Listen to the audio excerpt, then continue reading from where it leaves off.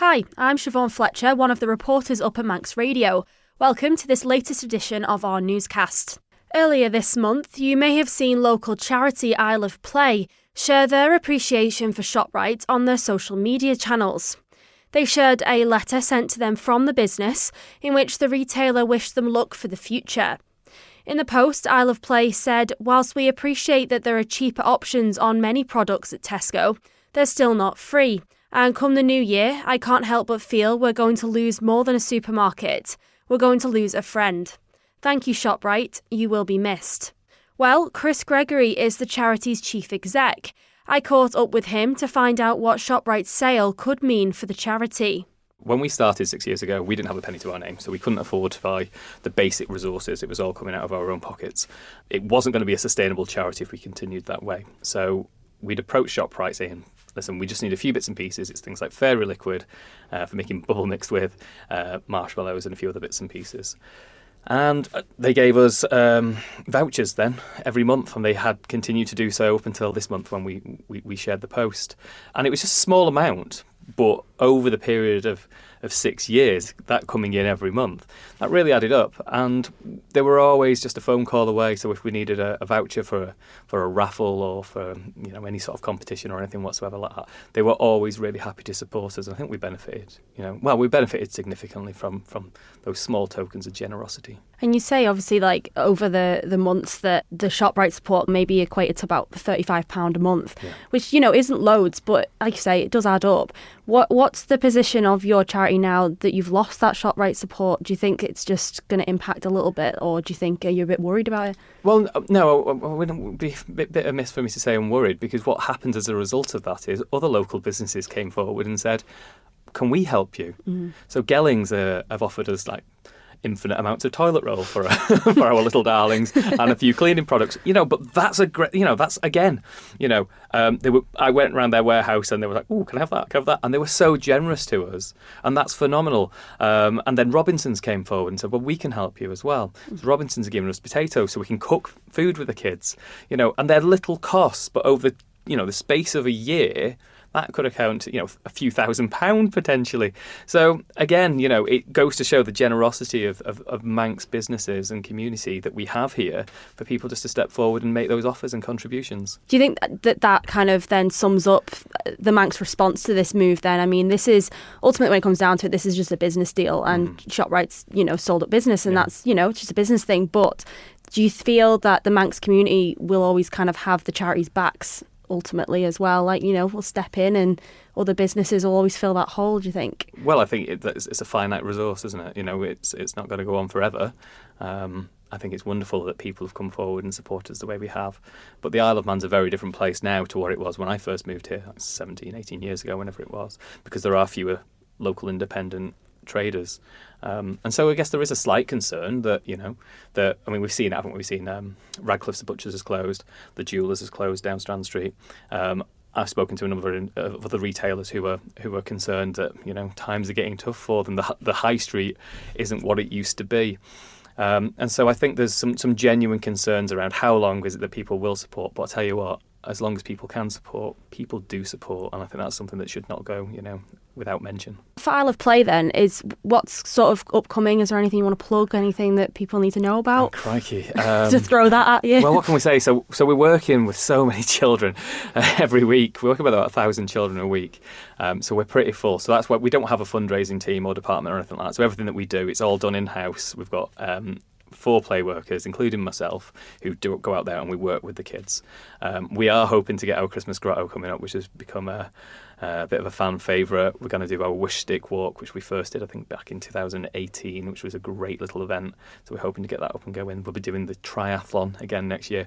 So we've got a few different things. So I think the best thing people can do if they want to get involved or they want to help or support, obviously, please, if you can afford it, make a donation, because that all helps so much, and that can be done on the website. But if you want to know what we're up to, just follow us online, and you'll find us out there somewhere. When Isle of Play shared their post, we asked other charities how the retailer has supported them over the years. Sandy Denning is from the Isle of Man Anti-Cancer Association. Well, firstly, I'd just like to say it is the end of an era. I think we were all very saddened to hear the news, because I do like to shop locally as much as possible.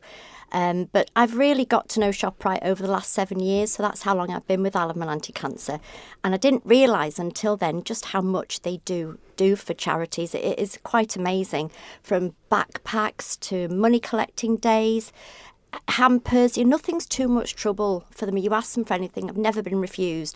And I just had a little quick add up from all the money collecting days and backpacks, over £10,000 since I've been doing it over the last 7 years. So that is absolutely incredible. And vouchers, they provided vouchers. They've enabled us to have our pin boxes in store. 1 year for our special anniversary, we did a special Christmas card, which they, did that with no problem at all. So, and they're always obliging to have posters in store as well for any events that we've got coming up across the year. But most of all, our awareness ambulance. So we do that every year, and we situate ourselves in Shoprite car parks. And I think over the last, we've done 5 of them. We've seen over 1,000 people. So, we couldn't have done that without Shoprite's help, and we're so, so grateful. I think one question I've had for people is with Shoprite obviously moving away, and I mean Tesco will come in and they support charities too, but do you think we'll feel the loss then of Shoprite then for local charities especially? I think very much so. I mean, Tesco have been supportive in the past to us, but not as supportive as Shoprite have been over the years.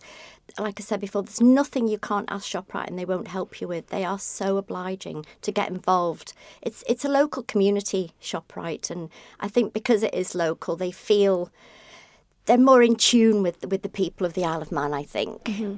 Are you kind of hopeful that like other businesses might step in or step up in the way where Shoprite's been in the past? I think local businesses have done a lot as well, but it's just, I don't know, it's just not as much. There are so many charities on the island, and we're all kind of fighting for the same penny, and we're always, have you got a raffle prize?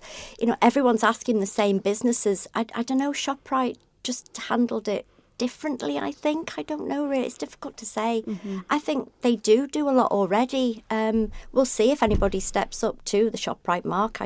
I don't know. Mm. I don't know. And I think exactly what you're saying, the range of charities. I mean, on that post alone, we had yourselves, we had Breast Cancer Now, we had, hospice, children's centre, like big charities you've heard of, but then also a lot of slightly smaller ones as well, saying that they'd helped with like backpacking and raffles and exactly what you're saying. So it's that kind of force of nature really that'll be a big loss. Absolutely. It will be a big loss. And I love going to Shoprite and having a money collecting day because you see so many people. When I've done one in the past before at Tesco, it hasn't been the same. Mm-hmm. It's not the same community feel. I can't explain it. It's bizarre. It's just not the same. I think it's been an institution. It's everyone knows Shoprite, and we try and support it, as shoppers as well, because they are so good to us. Yeah.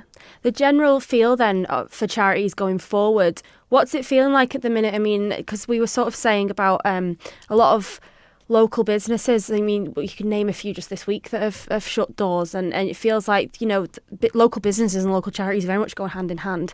Is there a general feeling either way? Do you think that we're hopeful that our sort of Manx charities will fight through any sort of adversity that they're facing? Oh, I think so, yeah. You have to, because you're passionate about your cause. So, yes, we absolutely will all carry on and just do the best we can and just ask different people, ask for more. I don't know. Just, go on through with it, really. Perfect. And then for yourselves then at the charity, is there anything you have coming up, anything listeners should be aware of? Or you can visit our website, iomaca.org.im, and we've got a couple of coffee mornings coming up. So have a look at our website in December, obviously, for Christmas. So, just have a look at our website, or you can donate via the website as well. Fantastic. But just a big thank you to Shoprite for everything you've done to all the charities on the Isle of Man. With my other hat on as Breast Cancer Now, thank you again from them, because they've been supporting Breast Cancer Now for many, many, many years. And I know they will feel the loss as well. Is there anything else you'd like to add at all? A big thank you to Amanda, Gillian and Kim at Shoprite and all the staff, and to just wish them all the best for the future. David Gawne is the chairman of the island's Council of Cancer Charities, which helps bring together the different cancer charities on the Isle of Man, helping them to work together to benefit people affected by cancer. He says local charities and businesses work hand in hand, often quietly behind the scenes. Shoprite has over the years been a very great supporter of charities in the Isle of Man, some very large, some very small, mostly unknown, because they haven't tended to go out with a blaze of publicity that they're helping somebody. They help in different ways. For example, with the food bank, they have a collection trolley in their stores, and that produces regular food which can be redistributed. And obviously they make carrier bags available, which is obviously an issue at the moment because of the change in legislation. But generally speaking, Shoprite have been supportive of the charities on the island. And I have to say that both the retail and financial aspect of the island's life has been really supportive and is really supportive to Isle of Man charities in different ways. And sometimes it's in question of sponsoring something, and that could be sponsoring quite a significant event, or it could be sponsoring a very small event. It could be giving prizes for raffles, for competitions, etc. And really, I think we are very fortunate in the support we get from the retail sector. And that varies obviously from organisation to organisation. Some organisations have got more surplus that they can put into the third sector. But it is really a community effort, a lot of these things. And as I say, a lot of this happens without people really making a big fuss about it. It just goes on under the radar. It comes across as a very Manx thing, isn't it? Like, a charity sets up and says, can anyone help us out with these sorts of things? And local businesses step in, and they are kind of like the unsung heroes, really, of Manx charities. Would you kind of agree with that sentiment? Well, absolutely.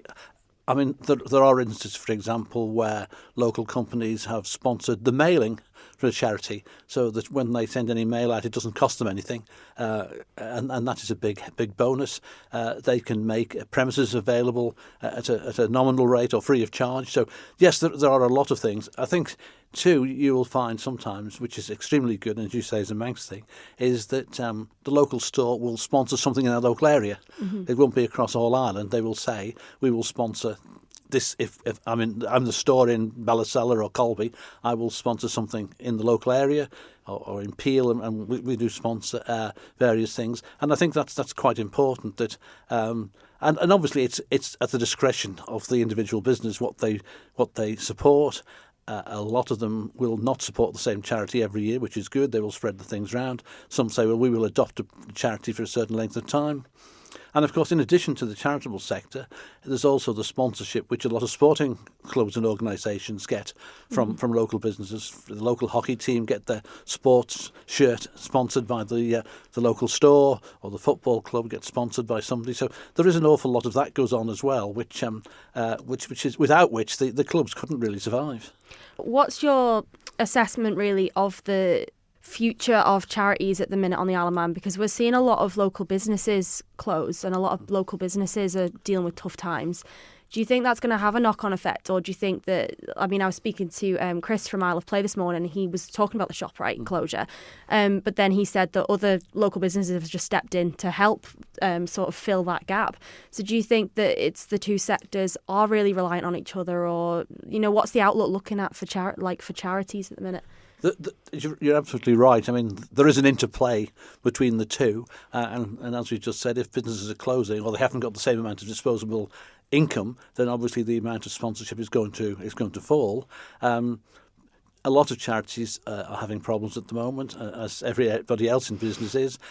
We've got to generate income to a large extent. We're all chasing the same pound, so that doesn't make life any easier. But despite the problems, I do sense a real spirit of optimism within the charities. There is this, Dunkirk-type spirit that we're not going to go under, we are going to survive. And I think when the chips are down, a lot of charities have really gone the extra mile to sort things out. And there are different things that can be done. For example, the Live at Home schemes have responded to the warm spaces or the winter warming situation by setting up a coat system, whereby people can take a coat in. You're going to buy a new coat. You go down to Live at Home. You give in your old coat, which can then be recycled to somebody who's really in need. So they've got a warm coat. They haven't necessarily got to put the heating up, but they can put a warm jumper or a warm coat on. So that's sort of recycling. And of course, we see that spirit everywhere across the island with the charity shops,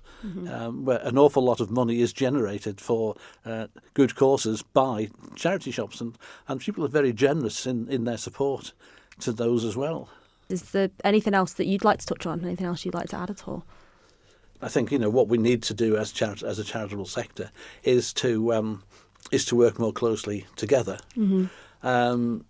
Reverting back to what we were saying about charities and businesses, every year the Chamber of Commerce does have an event for business and charities to meet, and the latest one was about 2 weeks ago, and I think there was something like 25 charities went for the morning session, and there were all sorts of businesses there as well, and that was an opportunity to exchange ideas, because sometimes it's not just a cash input. It could be, well, actually we've got a very good HR department, we can help you with any issues you've got. We've got a very good PR department, we can give you some guidance in that line, or we can help you with various things. So it's not always cash, it's sometimes giving that expertise that can make a real difference. And I know the Chamber of Commerce have got a really good view on charities and business working together.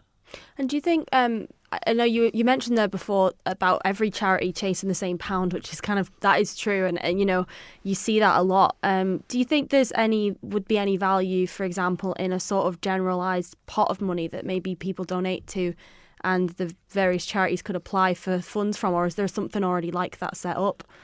No, and really the short answer to your question is that has been tried on a number of occasions over the years, and there is an organisation in America which I think is called the Treasure Chest, which does exactly what you've just described, and various business people on the island have tried that. It hasn't succeeded, really, because, and I can understand this, businesses say, but we want to say where our money goes. Yeah. And a lot of organisations now, of course, will consult their staff. It's not just management saying, we will give this money to X. It's saying to the staff, well, will you nominate? Yeah. Will you vote? So a lot of that is now determined by the staff. But I think I subscribe to the argument that why should I give my money to somebody else to give away? You want to put it to. You know, I would like to give my money to who I want to give it to. Yeah. And in some cases, for it to be identified rather than just coming from this anonymous pot. So yes, it's probably been tried on 3 or 4 occasions over the years, but no, it didn't. It hasn't. It hasn't been something which has been, shall we say, attractive to the Isle of Man business sector. Thank you for making it to the end of the Little Manx Radio newscast. You are obviously someone with exquisite taste. May I politely suggest you might want to subscribe to this and a wide range of Manx Radio podcasts at your favourite podcast provider, so our best bits will magically appear on your smartphone. Thank you.